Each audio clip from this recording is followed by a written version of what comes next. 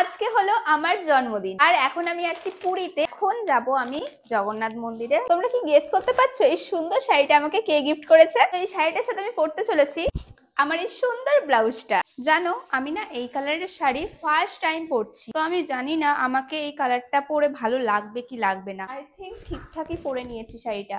আমার না অনেক দিনের ইচ্ছে ছিল নিজের জন্মদিনটা পুরীতে এসে ভগবানের কাছে এসে সেলিব্রেট করার। ফাইনালি আমার সেই ইচ্ছেটা আজকে পূরণ হতে চলেছে।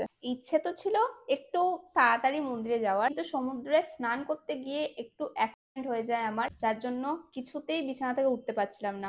এখন আমি ম্যাকের একটা লিপস্টিক ইউজ করছি। রেড লিপস্টিকটা কি পরে ভালো লাগছে? আমি কনফিউজ। কারোর কথা না শুনে নিজের মন যেটা বলে সেটা করো। মন কি বলছিল? ব্রাউন পরতে লিপস্টিকটা তুলতে হচ্ছে, তো এখন আবার আমাকে লিপস্টিকটা তুলে এই ব্রাউন লিপস্টিকটা অ্যাপ্লাই করতে হচ্ছে। কেমন লাগছে এই সুন্দর জুয়েলারিটা? এটা আমি প্রথমবার কার বাড়ি গিয়ে পড়েছিলাম তোমরা কি গেস করতে পারছো? মানে কার কোন অনুষ্ঠানে গিয়ে পড়েছিলাম। এন্ড এটা হচ্ছে এর কানে। সব শেষে আমি অ্যাপ্লাই করছি একটু কম্প্যাক্ট, এন্ড ফাইনালি এটা হচ্ছে আমার ফাইনাল লুক।